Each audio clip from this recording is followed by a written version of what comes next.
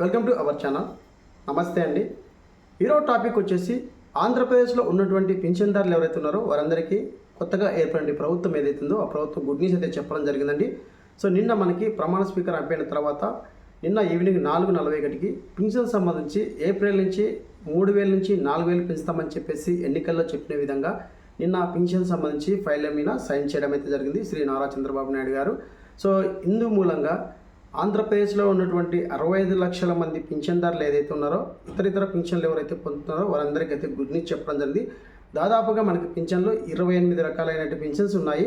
అందులో ఎవరెవరికి అమౌంట్ పెంచారు ఏంటని చెప్పేసి వీడియోలో మీకు ఎక్స్ప్లెయిన్ చేస్తాను అండి. సో డేటా మొత్తం మీకు ఇక్కడ డిస్ప్లే మీద చేస్తాను.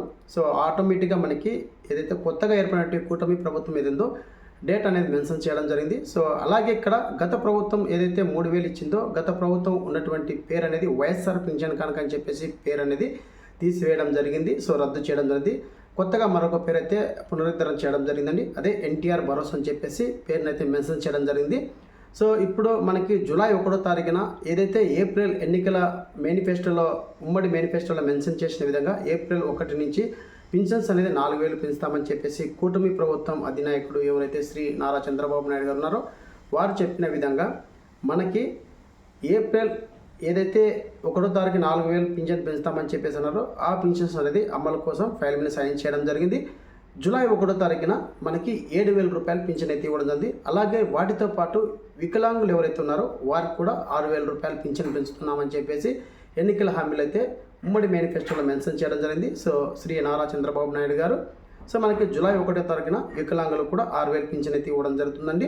సో ఎవరైతే ఓఏపీ పింఛన్ కావచ్చు, వృద్ధాప్య పింఛన్ కావచ్చు, డప్పు కళాకారులు కావచ్చు, అలాగే చర్మకారుల కళ కావచ్చు, సో ట్రాన్స్జెండర్స్ కావచ్చు, సో ఎవరైతే ఏ పింఛన్ అయితే మీరు లబ్ధి పొందుతున్నారో ఒంటరి మహిళ కావచ్చు, ఏ పింఛన్ అయితే మీరు లబ్ధి పొందుతున్నారో వారందరికైతే పింఛన్ పెంచుతూ జూలై 1వ తేదీన అమౌంట్ అనేది రిలీజ్ చేస్తామని చెప్పేసి ఒక డేటా మనకి అధికారులకు తెలియజేయడం జరిగింది. సో అధికారులు శ్రీ నారా చంద్రబాబు నాయుడుకి అయితే ఇవ్వడం జరిగింది.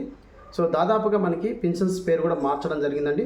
కొత్తగా గత ప్రభుత్వంలో అప్లై చేసిన పింఛన్స్ అనేది మనకి వస్తాయా లేదని చెప్పేసి వెయిట్ చేయాల్సి ఉంటుంది. వచ్చిన వెంటనే మరొకసారి మీ ముందుకు వీడియోనే తీసుకొచ్చాను. సో ప్రజెంట్గా ప్రతి ఒక్కరికి పింఛన్స్ అనేది మనకి అప్డేట్ చేయడం జరిగిందండి. సో డేటా కూడా మీకు ఇక్కడ డిస్ప్లే మీద చూపిస్తాను. సో దాదాపుగా మనకి ఇక్కడ సో చాలామందికి ఏదైతే మన పింఛన్దారులు ఉన్నారో గత ప్రభుత్వంలో 3,000 తీసుకున్నటువంటి లబ్ధిదారులు పింఛన్దారులు ఎవరైతే ఉన్నారో దాదాపుగా 65 లక్షల మంది దాదాపుగా పింఛన్దారులు అయితే ఉన్నారు ఆంధ్రప్రదేశ్లో. వారందరికీ 4,000 రూపాయలు జూలై 1న పెంచుతూ అలాగే ఏదైతే బకాయిలు అంటే ఏప్రిల్ 1 నుంచే పింఛన్ పెంచుతామని చెప్పేసి ఎన్నికల మేనిఫెస్టోలో ఇచ్చిన విధంగా ఆ 3,000 ఏప్రిల్, మే, జూన్ ఆ 3,000 ప్లస్ ఈ 4,000 కలిపి 7,000 అయితే ఇవ్వడం జరుగుతుంది. సో ప్రతి ఒక్కరికైతే పింఛన్దారులు ఎవరైతే ఉన్నారో వారందరికైతే ఇవ్వడం జరుగుతుందని చెప్పేసి క్లియర్గా మనకి మెన్షన్ చేయడం జరిగింది. సో దాదాపుగా మనకి 28 రకాల పింఛన్దారులు లబ్ధి పొందుతున్నారండి. సో ఆటోమేటిక్గా నేను ప్రీవియస్ వీడియోలో కూడా చెప్పాను ఎవరెవరికి అమౌంట్ పెంచుతున్నారని చెప్పేసి. ఆ వీడియో చూడకుండా కింద డిస్క్రిప్షన్లో పైన అకౌంట్స్ ఒకసారి చెక్ చేసుకోండి. సో ప్రజెంట్గా ఇప్పుడు ఓల్డ్ ఏజ్ పింఛన్స్ ఎవరైతే ఉన్నారో వారికి 3,000 నుంచి 4,000 రూపాయలు అయితే జూలై 1 నుంచి పెంచుతామని చెప్పేసి ఇక్కడ అధికారులు అనేది శ్రీ నారా చంద్రబాబు డేటా అయితే పంపించడం జరిగింది. అలాగే వీడియో పింఛన్ సంబంధించి ఎవరైతే ఉన్నారో వారు కూడా 3,000 నుంచి 4,000 రూపాయలు పెంచుతామని చెప్పేసి క్లియర్గా మెన్షన్ చేయడం జరిగింది. ట్రాన్స్జెండర్స్ కావచ్చు, అలాగే డప్ ఆర్టిస్ట్ కావచ్చు, అలాగే ఇక్కడ మనకి హెల్త్ డిపార్ట్మెంట్ నుంచి వాళ్ళు కూడా కావచ్చు వాళ్ళకు కూడా పెంచడం జరిగింది. అలాగే డిజేబిలిటీ ఉన్న వాళ్ళకి 3,000 నుంచి 6,000 పెంచడం కూడా జరిగింది. పూర్తిగా వికలాంగులైన వాళ్ళకైతే 15,000 రూపాయలు అని చెప్పేసి ఇక్కడ మెన్షన్ చేయడం జరిగింది. సో ఈ విధంగా ప్రజెంట్గా మనకి దాదాపుగా 28 రకాల పింఛన్స్ అయితే ఉన్నాయి. అందులో మనకి 18 అయితే లబ్ధి పొందడం జరుగుతుంది. సో ఈ విధంగా మీకు ఎవరైతే వికలాంగ్ పింఛన్స్ ఉన్నారో వారికి 6,000 అయితే జూలై 1వ తారీఖున రిలీజ్ చేయడం జరుగుతుంది. అంటే డైరెక్ట్గా ఎవరైతే ఓఏపీ పింఛన్స్ ఉన్నాయో గత 2 నెలలుగా ఏదైతే మీకు అకౌంట్ పడుతుందో అదే విధంగా అమౌంట్ పడుతుంది. సో వాలంటీర్ వ్యవస్థ వచ్చేంత వరకు మీకు అదే విధంగా పడుతుంది. ఎవరైతే డిజేబిలిటీ ఉంటారో వారికి ఎవరైతే గత ప్రభుత్వం నియమించినటువంటి సచివాలయ వ్యవస్థ ద్వారా ఇస్తారా అనేది వెయిట్ చేయాలి. అంటే వాళ్ళు కూడా డైరెక్ట్గా అకౌంట్కి ఇస్తారని చెప్పేసి పూర్తి సమాచారం మనకి జూలై 31 రావడం జరుగుతుంది. వచ్చిన వెంటనే మరొకసారి మీ ముందుకు వీడియోని తీసుకొచ్చాను. ప్రజెంట్గా అయితే ప్రతి ఒక్కరికి పింఛన్దారులు ఎవరైతే ఉన్నారో వారందరికీ గుడ్ న్యూస్ చెప్పడం జరిగింది. సో కొత్తగా ఏర్పడిన కూటమి ప్రభుత్వం ఏదైతుందో వారికైతే గుడ్ న్యూస్ చెప్పడం జరిగింది. నిన్న ఫైల్ మీద సైన్ చేయడం కూడా జరిగింది. సో జూలై 1వ తారీఖున పింఛన్ పొందుతున్నారో వారందరికీ 7,000 రూపాయలు అయితే మెన్షన్ చేస్తామని చెప్పేసి వాళ్ళ యొక్క బ్యాంక్ అకౌంట్కి రిలీజ్ చేస్తామని చెప్పేసి క్లియర్గా మెన్షన్ చేయడం జరిగింది. అలాగే డిజేబిలిటీ ఉన్న వాళ్ళు ఎవరైతే ఉన్నారో డిజేబిలిటీ ఉన్న వాళ్ళకి 6,000 రూపాయలు పెంచి తీస్తామని చెప్పేసి జూలై 1న అమలు చేస్తామని చెప్పేసి క్లియర్గా మెన్షన్ చేయడం జరిగింది.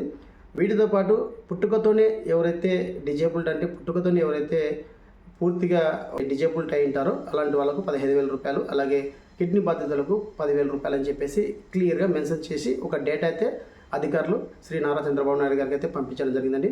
సో ఇదండి పింఛన్ సంబంధించిన అప్డేట్.